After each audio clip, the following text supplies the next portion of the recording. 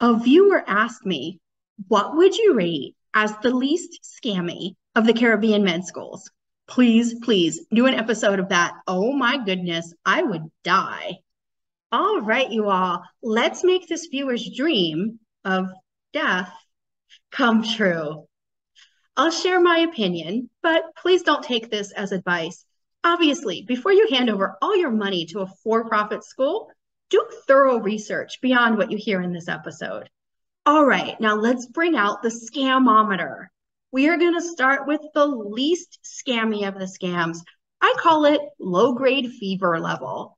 And this is where I have ranked CAM, HP, accredited schools. As we have seen, CAM HP is pretty transparent. They put the results of their accreditation site visits on the website for the public to view. That's how we found out ZUSOM was criticized for clinical training. I also like that CAM HP has standards so high that ZUSOM was like, oh, screw that, and voluntarily withdrew. So, CAM HP accredited schools, you're enough.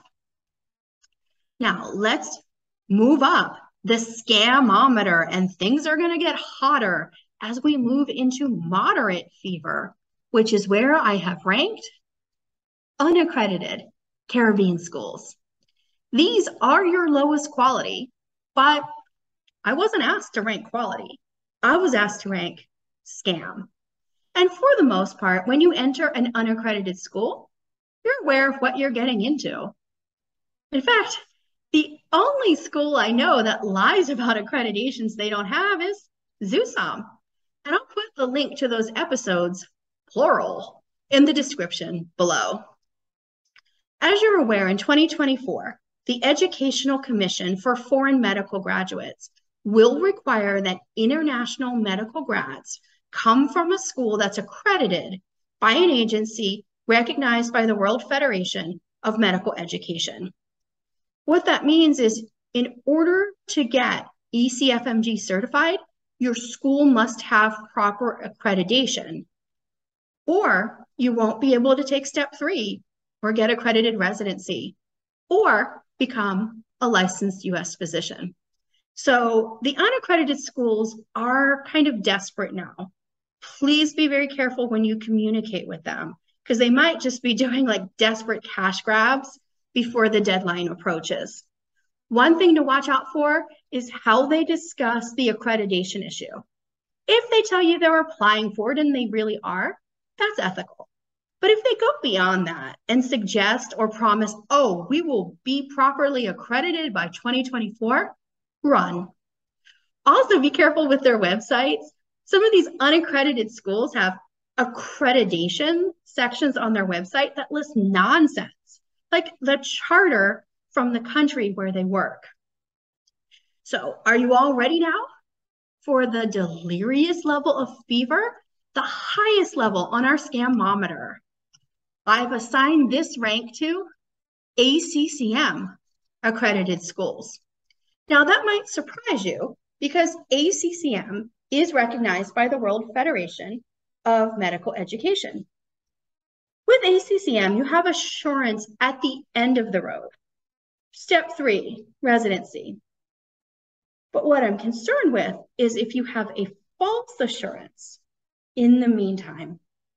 Because as we've seen, ACCM accredited schools are not your best quality schools.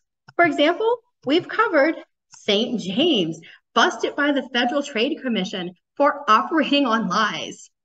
Likewise, we've covered American University of the Caribbean, busted in student loan court for scamming their students. Now, my question is, why are American courts providing the oversight that ACCM should be responsible for? Like, come on, this is your job. It's your only job. Please protect the students, ACCM.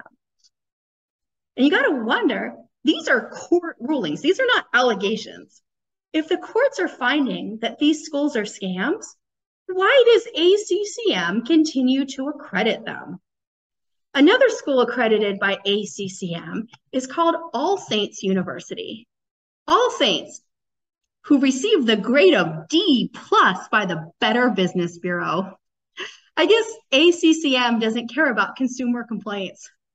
Oh, and you know what else ACCM doesn't care about? My complaints. Because in July of 2020, I contacted ACCM with concerns about Xavier's behavior. And ACCM told me they do not deal directly with faculty or students. Who cares what the stakeholders actually have to say? Oh no, ACCM will only listen to the US Department of Education, the med schools themselves, and the governments. As we know, ZUSOM is located on Aruba, where 9 months after this email exchange, the government collapsed in corruption. Oh yes, ACCM. That is so cool how you trust corrupt politicians to take a break from their embezzlement to let you know what's going on at the classroom in Xavier. So you all, ACCM will be recognized by the World Federation for Medical Education until 2026. At that point, they're up for review. And it'll be really interesting to see how things develop.